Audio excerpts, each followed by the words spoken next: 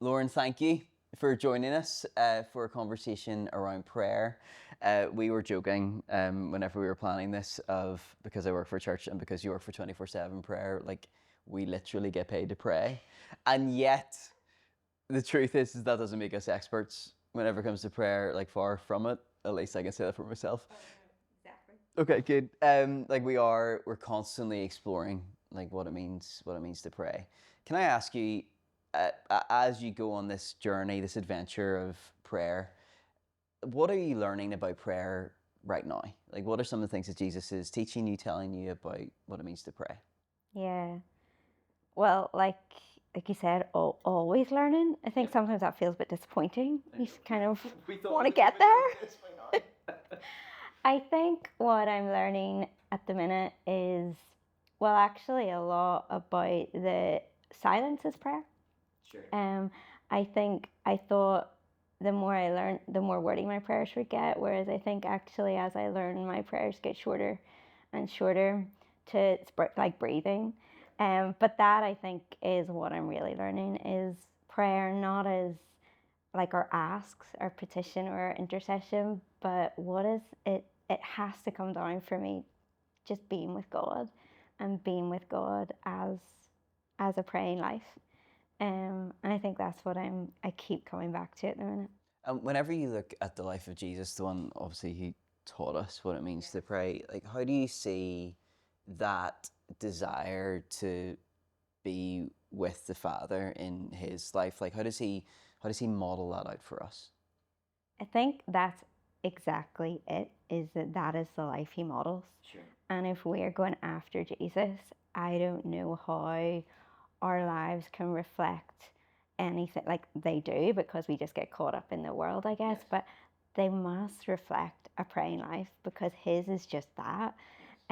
So how he just bees with the Father, like his ministry started at 33. Um, up until that point, I reckon he just was with the Father as the Son. And then even in his ministry life, I think we see so often how he just like goes aside.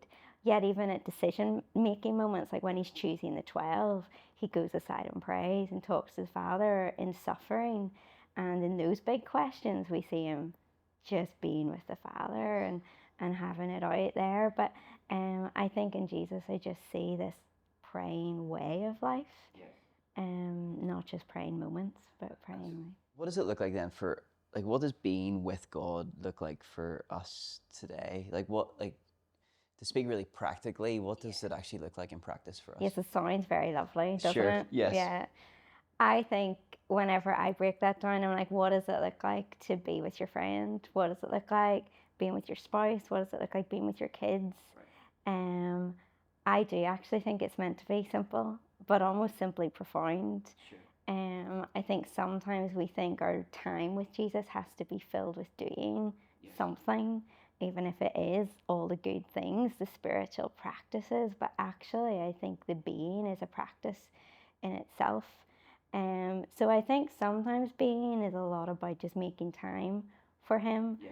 I would go further to say I do also think there is a practice of silence and solitude that really like is is the super being with God. It's Sure. like it's the force, just like I am with God, I am in your presence. And it's more of becoming aware of God is our being with Him. But equally, I think we can get really simple and really practical and even childlike of just if we're becoming aware of His presence, if that is being with God, then it's like being with Jesus as you drink your coffee. It's being with Him as you drive. It's all the things. Like I know in my life there was like seasons of sickness as a child, and being with Jesus was just me with Him on the sofa year after year. And I call them my sofa years with Jesus, but that was being. And we're always learning, I think, particularly in a busy world. How do we prioritize that? And I think it's always been something within the Christian tradition, like I guess most famously, like Brother Lawrence practicing the presence of God, like whenever he was washing dishes, that actually that was an invitation for him to be able to experience God in the midst of all of that. You do say that at the core of it, it comes down to being with God. And yet, whenever you look at how Jesus taught us to pray, there is still the invitation to intercede. There still is the invitation to ask, to seek, to knock, to petition. Um, so it isn't necessarily an either or thing. It is always a both and thing whenever it comes to Jesus.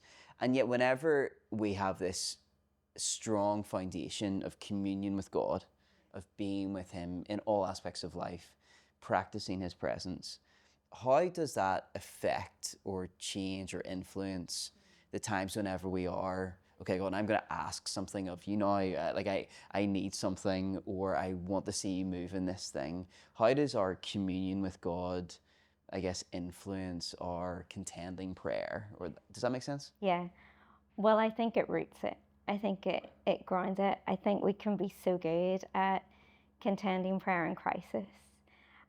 But I think even if I'm being honest and look at my own life, I can see times whenever I haven't been rooted in being, that contending prayer goes on a vicious cycle of like big bold prayers and burnout, and it just repeats. Right.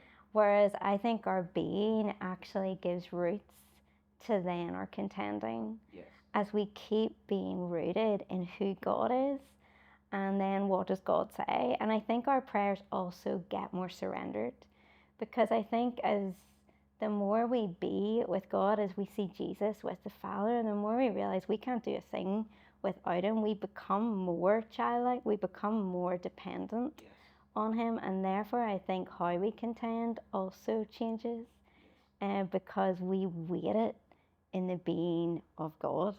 We wait it in the like our Father in heaven. We almost come back to the like teach us how to pray truths, of like, yeah, we have to start there. Whereas if we just start with the crisis and pray from there, well, I think we've flipped it the wrong way up. Whereas if we start with the being of God and how we've got to know Him by being with Him, well, I think our prayers just get bolder and they get more surrendered. Yes, it's so helpful, and such a helpful reminder.